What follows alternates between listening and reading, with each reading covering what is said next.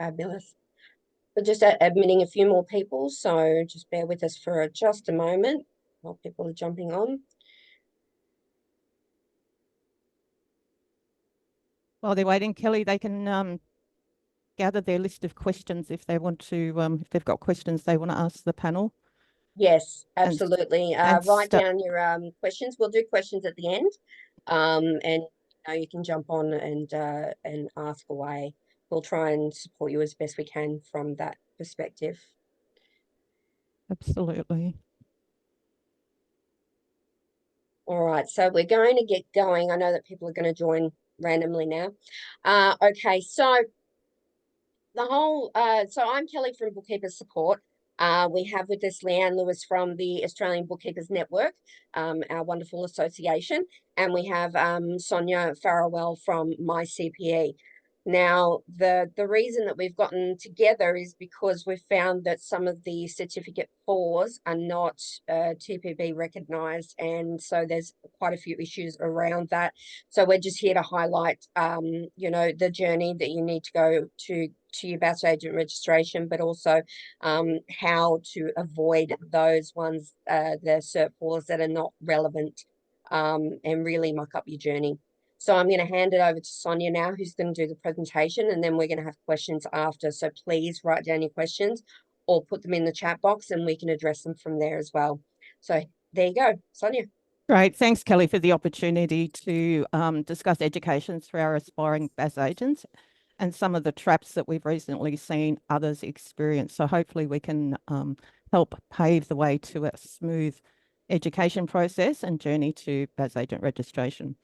So welcome everybody. My name's Sonya Farrell. I'm the CEO of My CPE. My CPE is a registered training organisation that delivers formal qualifications and also continuing professional education for professional bookkeepers and BAS agents. So I'll be talking to you today from that perspective. By the end of the webinar, you should be very familiar with the education requirements to register as a BAS agent. You should also be able to understand where to check providers and where to check whether your course is accepted by the TPB as well. We've allocated about an hour for the session and question time. So if you've got questions, the screen says pop them in Q&A, but we'll use chat today. So today we aim to cover the minimum education requirements, accepted qualifications, the TPB's education policy, other education requirements, what happens if you hold a diploma or a degree, what are your options, non-compliant providers, TPB approved RTOs and TPB approved courses, using the TPB website to check your qualifications using the QAS tool, qualification self-assessment tool, and some tips and tools and resources for you as well. So why are we here today? We're here to freely share our knowledge and our experience to help you get your journey sorted out to BAS agent registration without falling into the traps or encountering false and misleading providers or any other hurdle that might arise. Leanne is with us today to talk from ABN's perspectives and share some of the horror stories and calls that ABN has received from people that are trying to, get their education sorted so they can progress on to BAS agent registration. So Leanne, welcome. Thanks for joining. Can you talk to us about some of the issues that you've experienced? Well, I think it's one of the horrible parts of being on the phone. So I guess with ABN and first point of call, I have been the person that cops the phone calls when someone's in tears, upset. They've spent a lot of money, in excess of $1,000 to do a Cert 4, and they were doing it to become BAS agents, and then after they finished, spent their time getting their 1,000 hours or 1,400 hours, whatever they're after, then put their application into the Tax Practitioner Board just to find out that it gets knocked back because the course that they've done has not been approved by the TPB. It's not something I think that has to be disclosed. I have had a look at a few websites. I had this happen last week, for instance. I've had a look at a few websites, and the hardest bit is it's the emotion of it all, because, you've got someone that's got children, working to support, spent this money, and they've got nothing to show for it, and they've got to do it all again. It's heartbreaking. I've also had those calls, Leanne. I think I've had in the last 3 months, 4 of them. Yep. Where they have done their education thinking it's meeting the minimum qualifications of a Cert 4, and in fact it's not. It's far from it. And these people have got to find more money and more time to complete the required education, otherwise they can't register. So we are seeing it, all too often at the moment. Yeah, we are. And this has been going on for quite a few years. This is nothing new. That has been going on for ages, but it's just becoming more and more. And I think since the Cert 4 got changed in 2018, I think it was, Sonya, the Cert 4 got... 22 was our last big change. Okay, well, that's why we're copying it more and more. People just haven't upgraded to. That's actually a really good point too that I haven't listed in the slide deck, but the current qualification is coded 22, so it's FNS 40222, and we will talk about qualifications, what should be in them, where to find relevant providers, etc. But the older qualifications, which were 2017 and they're coded FNS 40217, cannot be delivered. So if anybody is out there doing that particular qualification right now, they need down tools, because no RTO has approval to issue a qualification with that code on it. That ceased on the 31st of January this year. So that's really important as well. Yeah, because there's been a few upgrades. I think, 2018 was first, hence the 2017 was gone, and then the 2022. Yeah, quals get updated roughly every 3 years is the plan, but during the time of COVID, it got stretched out for 5 years. But generally every 3 years, they'll update all the qualifications. All right, so let's have a little bit of a chat about the minimum education requirements for BAS agent registration. So there's 2 options to register. Item 101 is with tertiary qualifications in accountancy, and item 102 with tertiary qualifications in accountancy and membership of a professional or recognised professional association, such as the Australian Bookkeepers Network, association, not the network, or other providers like ICB, for example.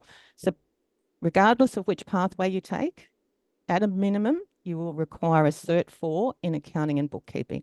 And as I mentioned, the current code that you need to be studying is FNS 40222.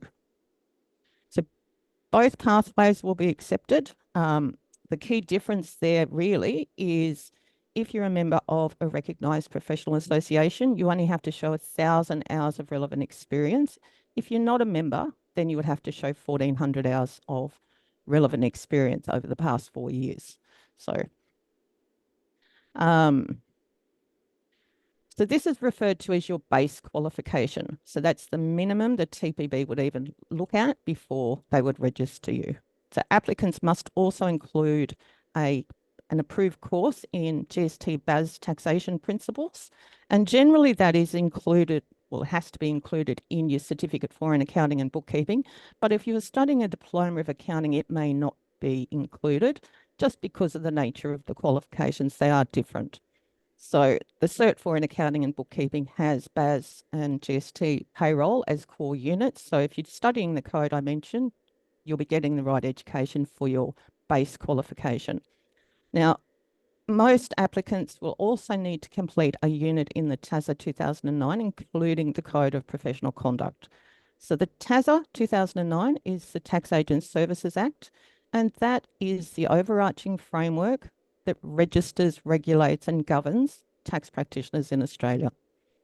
If you're studying something along the lines of a certificate of achievement in business bookkeeping or a certificate of achievement in just bookkeeping, I can tell you now it's probably not going to be accepted by the TPB because it will not be a nationally recognised qualification. So persons providing BAS services for a fee or other reward, as we know, must be registered with the TPB, but there's strict education requirements. So let's have a look. As mentioned again, the Certificate for Accounting and Bookkeeping is currently cited as meeting the minimum education requirements for registration. So it's important to note that other requirements do apply, which is, being a fit and proper person, ability to hold PI insurance, etc. And of course, the all-important relevant experience. So if you are seeking BAS agent registration, we would thoroughly encourage you to visit the TPB website and have a look at absolutely the finer detail of what's required. Now, when you're looking to do your Cert 4 in accounting and bookkeeping, what should be included is 13 units. 10 of those will be core units, and your core units are those ones that must be studied. And the elective units also must be completed, but the RTO that you're studying with might give you a choice of which electives you want to choose. Now, it's really important if you're heading down that journey for BAS agent registration that the BAS and payroll units, there's 2 of those included in the core, they must have a formal examination component. Otherwise, the TPB are very likely to reject your qualification, as we're seeing the board do at the moment. The other aspect is RPL. So every RTO has to offer RPL options for you. So if you've got great experience, you've been working in bookkeeping or accounting for a period of time, and you think you're reasonably well skilled in that area, then RPL might very well be an option. I would, though, discourage anybody from doing the BAS and payroll unit through the RPL process, because the board's policy gives them the right to reject a qualification that has been completed through RPL, particularly for those 2 units, because they are fundamental to the work that BAS agents do. Now, the board's policy, it's really quite strict. It specifies that the BAS GST component must include independent and objective assessment. So this basically means a formal examination sat under independent supervision.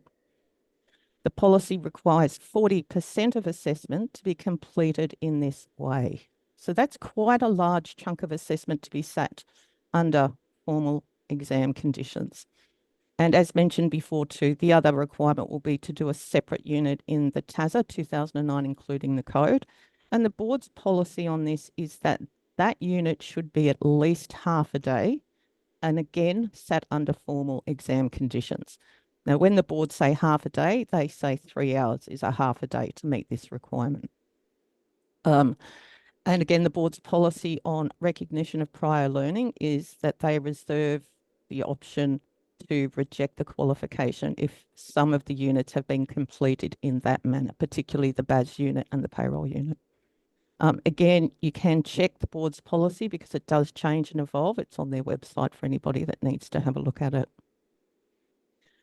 Now, if you happen to hold a diploma or a degree, but you don't have your GST and BAS courses done, then you've got some options. You can either do the BAS agent registration skill set with a registered RTO, or you could do something like our BAS and payroll challenge exam.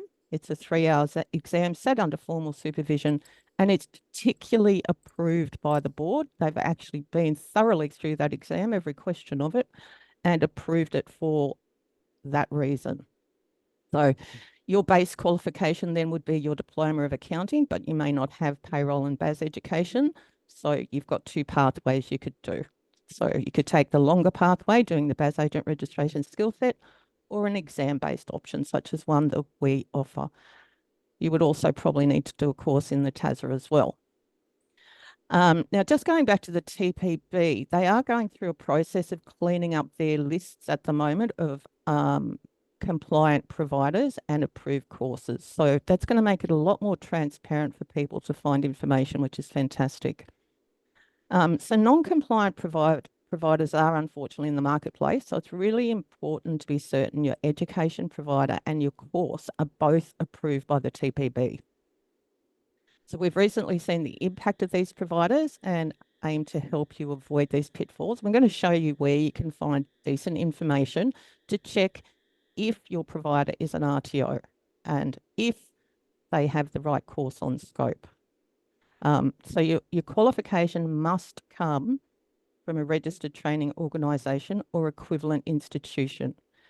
Now, every RTO has a unique code. My CPE's, for example, is 45717. So if you go onto the training regulator's website, training.gov.au, you can search for RTOs. And it will produce results like on the screen, which is registration details to say whether you're currently registered. So ours has got registration to the end of or towards August 2030, for example. And then if you click scope, that'll show you which qualifications the RTO is approved to deliver, such as the Cert for in Accounting and Bookkeeping. So training.gov.au and search for the RTO. Now, if you find a provider and you cannot see an RTO code on their website, there's a reason for it. And that's simply because they won't be an RTO. It's a legal requirement for RTOs to display their registration ID. Oops, I've just digressed backwards. Yeah, so visit training.gov.au and you can search your provider. Now, it can be from the TPB's perspective, they also list approved course providers and which courses providers have that are also approved. So you've got two things to check here, not just your provider, but also whether that course is approved by the board. So they have a large section on their website which list which courses are approved by which providers. So you can filter through that search tool. And we're going to bring up a view of that now and have a look at what is approved and what isn't. So if you have a look here, I've filtered it on BAS Agent Education under the practitioner type. And it's brought up, there's quite a long list, but this is just the short list. And it tells you what course is particularly approved and whether and who the provider is, basically. So you can't just assume every provider, even if they are an RTO, is actually approved by the board. It's a little bit of a minefield if you're not used to the education space. Kelly, I'm just going to throw to you for a second. What's your thoughts on that? I mean, do people know to go and search for these approved course providers and courses? No, look, a lot of them don't. They've got no idea. You know, they just think that the TAFEs are doing the right thing, or the RTOs are doing the right thing, and that they are keeping up with the times and keeping up with the right qualifications. So unfortunately, no, a lot of people don't know that they should really be looking at this area. Yeah, they should. The board are doing a lot of work on this section of the website at the moment. So as they get a qualification presented, so they might get a certificate in business bookkeeping, for example, they'll go, okay, here's the provider. They're not registered with us. We're not going to accept it. They might get a certificate in accounting and bookkeeping and go, okay, that's from My CPE. Well, we know they're registered and we know their course is approved. So if they encounter a non-approved provider, they're now listing them and they put the status in red as not approved. Okay, so beautiful. It's a really good place to check. And so what they're doing right now at the moment is going through every certificate that they get presented and checking the provider and the course and listing them on their website to say whether they're approved or not. Hey, Sonya, can I interject for a sec? Sure. Yep. Whole courses they're doing in here, or the units for the courses? The TPB operate on units. So whilst they say you need your base qualification, they don't necessarily list the full qualification because they're really concerned about the BAS and GST unit and the unit in TASA. They're their two core focuses. So, you know, they'll say if your certificate 4 comes from an RTO, such as us, they'll accept it because we are a registered training organisation. But they will want to know that we have independently and formally assessed both the BAS and the payroll unit. Pardon me. So we have to justify that to the board and provide documentary evidence that that is our process. Yeah, I was just thinking if someone's watching this today or in the future, because it is recorded, when they are checking it, yeah, if it is units, they still need to check those 2 units mainly. That's about all you can check on the TPB website. But in terms of checking the qualification before you enrol, make sure, one, the provider is a registered training organisation and has an RTO ID, and make sure they have the course on scope of registration as well. Does that make sense? And look, most RTOs strive to do the right thing because we operate in heavily regulated space. You know, we've got really strict standards and regulations to adhere to. So we have to list our ID on our website and in our marketing, etc. So if you encounter a provider and you simply can't find an RTO code or RTO ID, as it's sometimes known, then there's a pretty good chance that they are not registered. So therefore, the TPB will not accept that qualification. But like I said, the board's website, search for a board approved course is the best place to go. And if you're in doubt, give the TPB a call.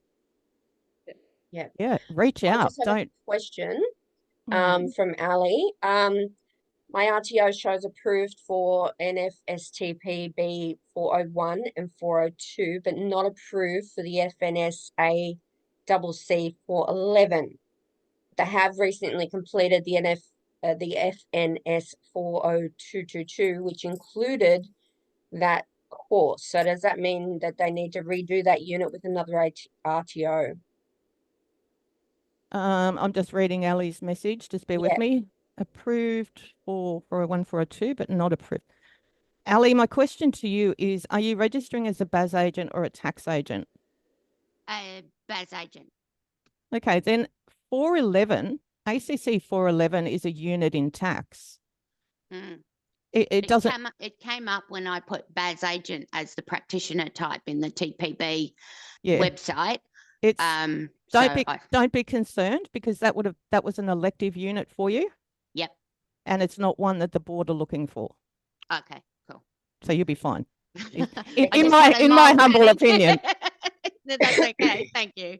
Yeah. All good. So that's one thing to check with the TPB. And the other thing you can do is, which Ali's obviously done, is jumped onto the TPB website and access the QAS tool, the Qualifications Self-Assessment tool, which produces a report for you of what qualifications or what units will be accepted, and also gives you a list of what other courses you may need to complete. So the list that they filter through only goes back 10 years, which is a little bit of a problem because sometimes people might have completed a degree or a diploma in accounting or something like that 15 years ago.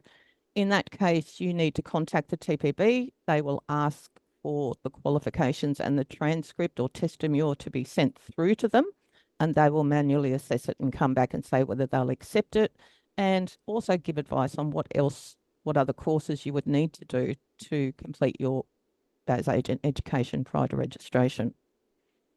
So it's reasonably easy to filter through, but you do have to have a bit of an understanding of the codes. And yeah, take note of which units are approved and which providers are approved as you go through. But that's a really handy tool if your qualifications are fresh. Tips for your registration journey. Firstly, if you're looking at becoming a registered BAS agent, congratulations on taking the compliant pathway to bookkeeping. But you do need to check the TPB website for their current education requirements as they do change over time. Study with a registered training organisation or equivalent institution. Ensure your provider and courses are both TPB approved. Start tracking your hours of relevant experience as soon as you start to go down this journey, because 1,000 hours and 1,400 hours is sometimes a hurdle for people. So as soon as you start working, keep a record of all of those hours. You'll need 1,000 or 1,400 in a 4-year period. Yeah, sorry, Sonia, but just quickly, for ABN members, we do have a relevant experience register on the website that you can use. Oh, good. I didn't know that. Yes. Fantastic. Excellent. Yes. Sorry, ABN have a lot of resources available to you, so do reach out to them. They're fantastic. My website, Bookkeepers Support, also has a lot of information, courses, those type of things. They're not relevant for the TPB, but when you start getting that the supervision, or if you when you start thinking about going out on your own, there's a heap of resources there for you. I just want to note on the relevant experience and the supervision side of things, it has to be 100% active supervision. Now, there's a lot of hurdles in doing that. I do supervision myself, but it's very limited because our insurances don't necessarily cover to supervise you. There are a lot of restrictions there for us to be able to supervise you, and we'd have to have 100% contact with the clients and those kind of things as well to prove ID and whatnot. So just be aware that if you are looking for supervision, there's not many of us that do it because we're responsible for you, and it's our BAS agent registration and on the line if you stuff up. So just be aware that it is getting harder to get supervision, but there are a few places that can help you from that perspective. But definitely recommend going in and getting a job if you can for the relevant experience. Yeah, and to that as well, Kelly, there are some questionable providers out there of supervision and control. And Absolutely. we're seeing more of those crop up recently. Yes. From sort of around the time ABN shut down their BAS Wizard program, which was a supervision regime, which was fantastic. There was, many BAS agents got their relevant hours through that process. But it is understandable with proof of identity and client agent linking and all that type of stuff as to why supervision and control is hard to meet these days. Absolutely.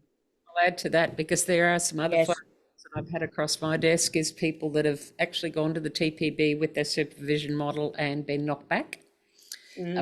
So I had people who've come to the door, and I'm seeing this more and more lately. They've come to the door after they've been told they'll be supervised. Supervisor has realised that wasn't proper supervision, maybe insurance, maybe whatever, won't put their name to it, and then the person again has got to start all over again. Yes, we've seen a lot of people who also won't get their hours signed off. Even if they're working in a bookkeeping or accounting practice, the business owners still won't sign them off, even if they've been doing the work for years and years. So there is, you need to have that conversation with whoever it is that you're working with, that they are willing to supervise you actively. And actively, I mean, they need to be there for, a good section of time. So they really need to monitor your work and everything that you do. And that's, they've got to be there 100%. So, work with them, make sure that they're aware that you want to be signed off, make sure that you have that agreement because, there's a lot of people who are going, well, I didn't really have that agreement in place and now I can't get signed off because they won't do it. So yes, please make sure that you do get that relevant sign off or agreement in place. Any tips for which programs are good and which ones not? Look, that's a hard one because I've got some people who do the program and, but it's up to you to make sure that they're doing the right thing and making sure that the supervisory side of things is 100% active. And you do have to go under their agent linking process and you do have to give them full access to your clients. And so if they're not doing that, then I would say that your supervisor is shite. So don't use them. But yeah, it has to be 100% active. As for getting supervision, I've got people who are doing it, but they're very few and far between because a lot of them don't have the time to be 100% active in supervising you. And to that as well, Kelly, there's a section on the TPB website which says what has to be included in supervision and control. And part of that is actually implementing policies and procedures. So, if you're looking at somebody and going, oh, I'm not sure, visit the TP website, have a look at the long list of what must be provided in a supervision and control environment. And check with the provider. Do you do all these things? Because there's a really good chance that they haven't been on the TPB website and had a good look at what they actually must do. Yeah. Also, I've got a BAS agent supervision course, which goes through all of the TPB requirements. It also gives them processes and procedures and things that they need to do to be a supervisor, relevant supervisor and active supervisor. So I don't recommend anyone unless they've gone through that course and understand their role. 100%. So that is something else that I've got on offer as well for the supervisors to make sure they're doing the right thing. Yeah, we need more people through and doing the right thing and doing the supervising. Otherwise, the industry is just going to crash because we won't have enough. Through at ABN when we had the ABN BAS program. I mean, that Yeah. was huge. And you look at the checks and balances and everything. Plus, we had to put all the tools in place for them to use as they were going. Yes, Yeah, it was a great absolutely. program, you know, and Yeah. a lot of work went into that, Leanne, obviously. So, you know, you can't just create a regime like supervision and control in 5 minutes and go, hey, No. I'm going to offer this and make money out of it. There's a lot more thought. The risk that the tax agent or BAS agent is wearing is quite significant as well. Yes, So they've got to it is. have procedures in place, risk management strategies, all those types of things. And Yes. as Kelly's alluded to, a proper way to actively supervise. Yes. And, you know, with so many people working remotely these days, that can be very difficult to achieve. I know Yeah. we were talking about the insurances in Melbourne, and that was just me curious. I haven't actually spoken to an insurance company yet about it, but you do, you know, these people that are doing the supervision, have they actually asked their insurers if they're Covered. Yeah. Yeah, absolutely. Are they covered? You know, that's I've got to talk to my broker about it all and just double check that I'm covered. Not that I'm supervising anyone actively at the moment. I've just signed off my last one, but you know, that's something that I need to take into account before I take on anybody else in this area. Yeah, so it is definitely something that we need to be aware of, and people out there looking to start their own business. You know, I understand that you want to get this off the ground. But realistically, you know, these are the challenges that you're going to face is trying to find one, a supervisor, two, trying to find clients, which is a difficulty at the moment as well. And three, trying to make sure that you've got everything covered. I mean, your experience is the biggest problem you have is that the Cert 4 doesn't even scratch the surface of what we realistically go through every day. And the amount of rescue work that I go through every day and have to pick up the pieces because somebody fell over, whether it be a bookkeeper, an accountant, or a business owner, is phenomenal. I've done, I don't know, over 100 rescue jobs in the last 5-6 years. So I do recommend going to work for someone as your first point of getting that relevant experience and getting those hours, because honestly, it's tough going if you're on your own and you think you're doing everything right according to your qualifications, but then you get out in the real world and it's not necessarily that way. you don't know what you don't know. Exactly. Yeah. True. So I'll be doing a work experience day coming up in the next couple of weeks for newbies so they can come and see what we actually do, you know, especially around BAS time. So, you know, which would be helpful. That'd be in Melbourne. So if anyone's interested, just watch out on my Bookkeepers Support page. Yeah, okay. So yes, reach out if you need guidance from any of us. We can all help you through this process and help you at least, you know, get the basis of what you need to move forward in your registration journey, or answer any questions that you have as well. You know, the TPB, Sonya, Leanne, we're all available for you to pick our brains and go, hey, what do I need? What do I need to do? I'm stuck here, and we can guide you in the right direction. Yeah, great. But yeah, if you've got questions, definitely reach out, because there are some areas where, you know, there's a bit of false and misleading advertising going on out there. Different providers as well. I've recently found a provider that can do the Cert 4, brace yourself for the cost, for $499. Now you've got 13 units over a 12 or 18 month period to do. I can't possibly see how they could give quality education for that tiny amount of money. Everyone will want to dive on that. Oh, look, Yeah. feel free, but good luck if you can find them on the TPB website. We won't even find them in the country. Yeah, I don't know. Just going to have a look at chat. Oh, Ali, thank you. But yeah, just reach out. I would hate to see people get burnt by dodgy providers. Absolutely. So there's lots of great tools around, is what Kelly's just mentioned some of them.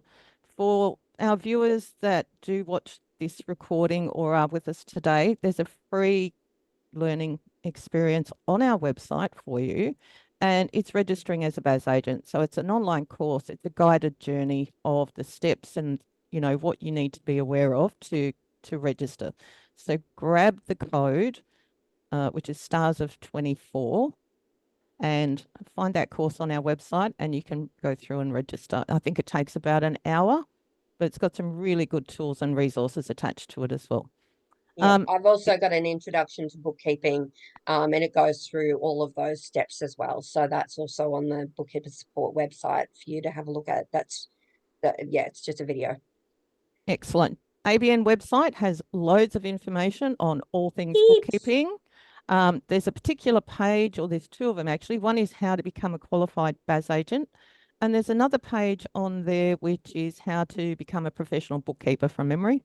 So there's loads of other stuff there as well. Leanne? Click on ABN and you'll find that page, how to become a qualified bookkeeper and BAS agent. Yep. And of course, the TPB as the regulator have the true source of information. So if you're in doubt, it's a great place to look. Regulators always provide the most current and accurate information. That's what they're looking for you to comply with. So definitely, if you're looking to register, visit the TPB. They have a wealth of information on the process, etc. Magella, I'll just answer that question that's just popped up, why ABN has ceased. It's a lot of different things. It's the client agent linking, it's the insurances, it's the changes to the TPB requirement for supervision, I believe. Leanne, did you want to expand on that? There was too many people on it for us to do all the extra hurdles that you've got to jump through. So we sort of sat back and took a look at it and went, not a hope. We just couldn't possibly do that with everybody. So we thought we're better off shutting it down and let you guys have a go at supervision. Everyone's talking about saying how they want employees put in the industry. Well, maybe it's time some of the BAS agents, and I'm not meaning this nasty, I'm meaning it in a good way.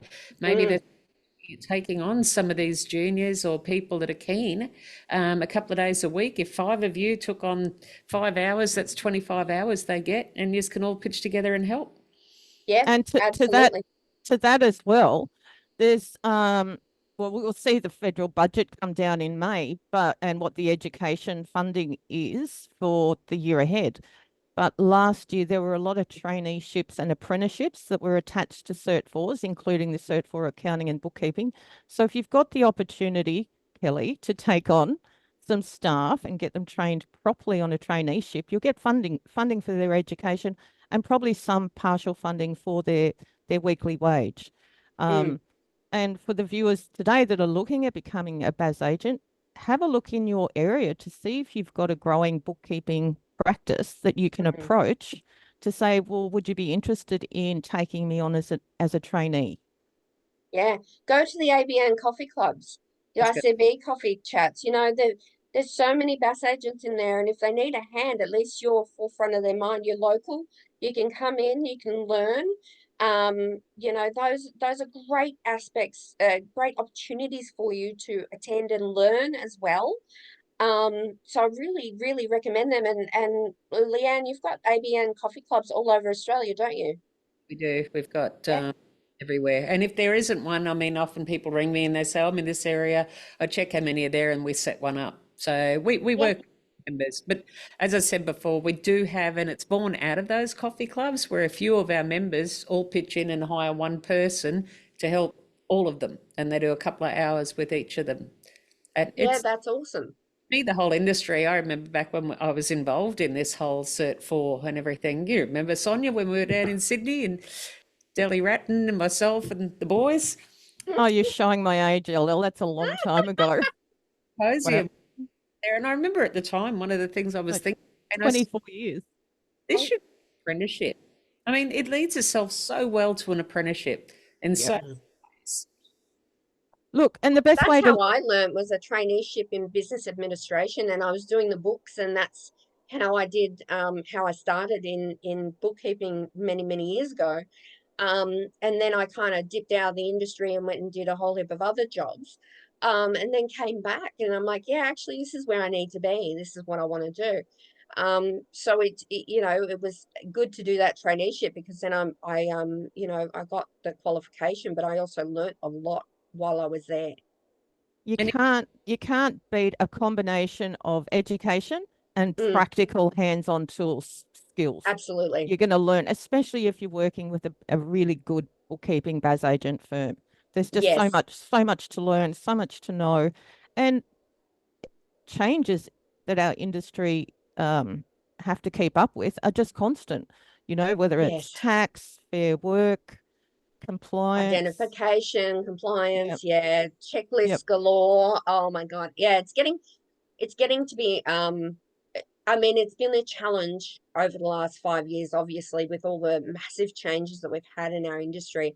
And it's no longer just set in stone. Oh, this is what we do, because we're expanding significantly in the IT space. So, you know, we've got those you know, AI and all those things to help us. But we also need to start giving the newbies a chance to, you know, start from scratch. Okay, you do the data entry without any help from HubDoc or you know, any of those kind of AI tools. I want you to learn from scratch. It's invaluable for them to understand what they're doing it from a double entry perspective. So I do recommend, you know, if you've got an opportunity to do some work experience, I don't recommend doing, you know, unpaid work experience for hours and hours and hours, you know, because that's not really going to help you gain perspective of where you want to be, and that's just working for nothing, and that's not worth it for anybody. But if somebody can give you, you know, a couple of hours a week just to do some data entry, just to get you a beginning, you know, you get that down pat, and then you work your way on from there. But yeah, we definitely have to get more people involving the newbies in the industry. A great place to start, Kelly, is to volunteer or doing the books for a not-for-profit. So if you've got a local soccer clubs or community groups, maybe reach out, because that can help count towards your relevant experience. Yeah. And it's a volunteer role. You know, you probably don't want to do more than an hour or two a week. And it probably wouldn't involve any more than an hour or two a week, to be honest. But that's a great way to give something to the community and get something back in terms of experience as well. Yeah. Hmm. Absolutely. Do we have any questions from people around this, or just about the industry in general? You've got three fantastic people here to answer your question. Hi, So pop it in the you guys chat. hear me there? Sorry, Taryn, go ahead. Yeah, I just wanted to say I'm a director of an RTO, and I agree with everything you guys have been saying. It's absolutely fantastic that you guys are doing this, because I've had some of those horror phone calls as well. Sorry, Taryn. You're from potential students, so completely agree. And I just thought I'd throw in there, you know, if there is any potential students out there that are looking to start the certificate for, you know, you guys sort of touched on it a little bit, but I'd be very wary of those low cost ones that are out there. Agree. Yeah. And also, you know, be very wary that if you're not talking to a real human being through your enrollment process, it might not be the best one to go with. You know, make sure that you are getting some connection with a real person. Most enrollment processes, you know, do start off with a few automatic generated emails and things like that, but generally students have a lot of questions and you should be getting answers back from a real person. You know, I've found in my experience that can be an indication of a good RTO to go through as well. Yeah, Good point. There's some good points. Fantastic. Humanism, human contact. Yeah. Yes. And look, we encourage everybody to talk to us about their education to start with before they just take it on themselves to enroll. Yeah. Yes. Because, you know, Cert 4 in accounting and bookkeeping may not be suitable for some people. They might be more suited to Diploma of Accounting, for example, or Diploma of Payroll. Yeah. But I think it's important to work with them one-on-one and assess what their best journey is. Yeah, 100%. And because a lot of students as well, you know, they might not know what course they want to do, whether it's classroom or online, if they've got that choice as well, you know. So having that conversation with someone can help you to understand what your learning journey is going to be with that RTO. Yeah, correct. Yeah. People all learn differently. So sometimes online is not ideal for them. Yeah. They need that Correct. face-to-face connection. And other people might not want to sit in a classroom because they might want to study when it's flexible for them, Yeah. you know, weekends, nighttime, etc. So it's really important that the education fits the individual. Yeah, exactly Yeah. right. Yeah, yeah. And the only other tip I wanted to just throw in there for potential students is make sure that you ask your RTOs that you're looking at for what support options they offer, because this certificate 4 is not a small one. You know, there is work to do in this certificate 4, and you want to be able to get support when you need it. You know, because I've had some students tell me some horror bits about support that they've had over the time. So, you know, Yeah, I make think sure we've all ask heard them. those. Yeah, Sadly. yeah, No, well, there are Yeah, some good points. out there too. All bad, like Taran's saying, you know, Wise Click, My CPE, Open College, Australian College. There's some really good ones out there. yeah, yeah. That's it. Absolutely. Um, Okay. Can If I there just, oh, sorry, go ahead. sorry, I should have figured out where to put my hand up. Sorry. So I have just enrolled with TAFE Queensland. Is that, I know that's an RTO and they've offered their courses for free because they're funded by the government. Is there any issues with those? You would have to, Jamie, jump on the TPB website and see if they're approved. Just Okay. because they're a TAFE, unfortunately, doesn't mean they are. Okay, thank you. Leanne, Leanne, somebody's asked if there are any group meetings in the Darwin NT Yes. area. Yeah, we have got hey Bree. I didn't realise you were on here. Darwin, Alicia, yeah, I know Serena Tran was holding them up there, so I can get onto that and get it sorted if you like. Excellent. Fabulous. And Bree, what steps should someone take if they think they've enrolled in the wrong course with the wrong RTO? Call me. Also, Call me and I'll work through it with you and tell you whether you're okay or whether you've got an issue. And look, if somebody has enrolled in something that they were, led to believe was a nationally recognised qualification, such as the Cert 4 in Accounting and Bookkeeping, and they find it's not, I would suggest they ask for a refund from the provider to start with. Yep. And if they don't get any joy there, they may want to visit the ACCC's website and have a look at what is on offer there to try and get a refund or partial refund even. But there's certainly some protections out there for people that have been led falsely to enroll in something that is not a nationally recognised qualification. now, by falsely enrolled, you really should ask the question. I mean, I'll be honest, those of you that are on here, it'd be interesting to see, those of you that are actually on this webinar today that have done the Cert 4 or doing the Cert 4, did you think to ask if the Cert 4 was an approved one by the TPB before you enrolled? That would have been a great poll question. Yeah. Never even crossed my mind. That's right. No. Nobody does. And that's the whole point. If we can bring attention to this to you guys, which is exactly why we decided to have this webinar today, to know to ask the question. If you don't ask, you've got nothing to come back on them with. Nothing at all. You can take them to court as often as you want. You're not going to get a thing because you haven't actually asked. You didn't have diligence. Yeah, buyer beware. You know, and at the end, the more people talking about this subject, the less these providers are going to push their courses if they're wrong, because they know we're on them.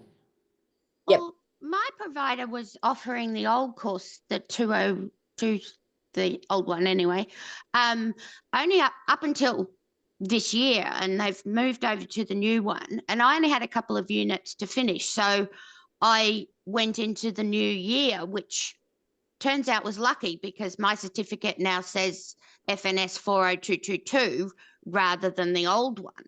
But they pushed a lot of us to get finished last year.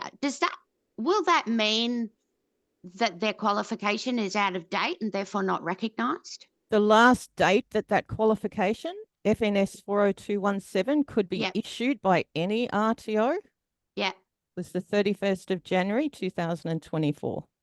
Okay, so if they've got a certificate for the 217 that's dated 2023, they'll still be recognised. As long as the RTO is an approved course approved by the TPB, it'll be fine. Yeah, cool. All right. That's so good. there was suddenly panicked about some of my friends that had finished last year.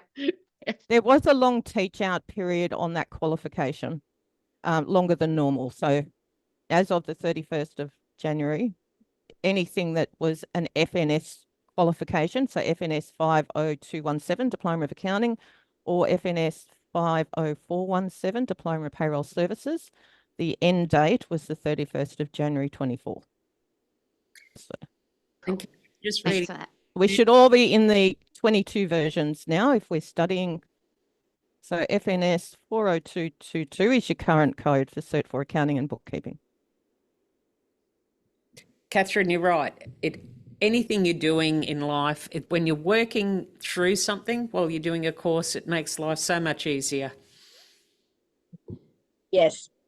Experience is more so important than the qualification itself. Can't beat hands-on experience, but you've got to have that formal education to support it as well. So together it's a great combo. Yeah, absolutely. All right. Excellent. If anyone does anyone else have any last questions? Just got one in chat. The diploma is fantastic. I mean, I did all the way through to my advanced diploma, and it just really made it all come together nicely, especially once I had all the experience that I needed. So diplomas are awesome. Look, they're a lot of work. I've done quite a few of them myself. But there's, you've got to be careful too with taking on a diploma. It is a higher level, obviously, than your Cert 4. There's a lot of work in there. And again, if you are looking at diplomas, do the same process. Yes. Check the provider, check the course.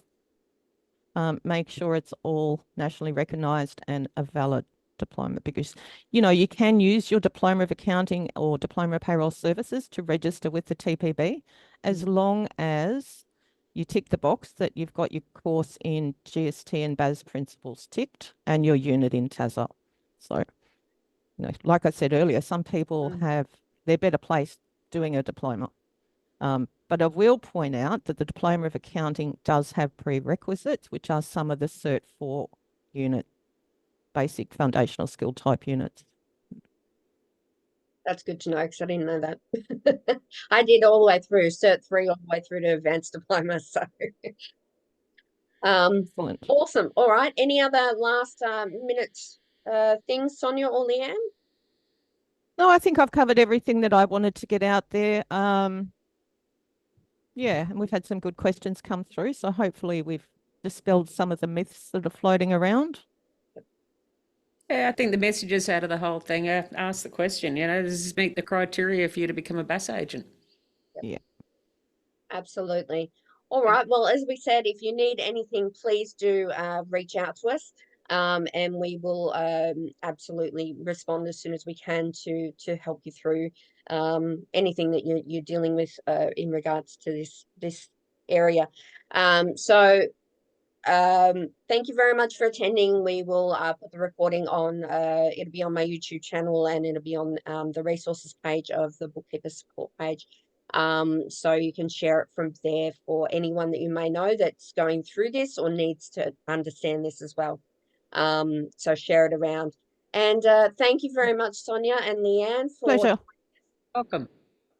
much appreciated. And we will talk to you all soon. Take care, everyone. Thank you. Everyone. Thanks, everyone. Bye.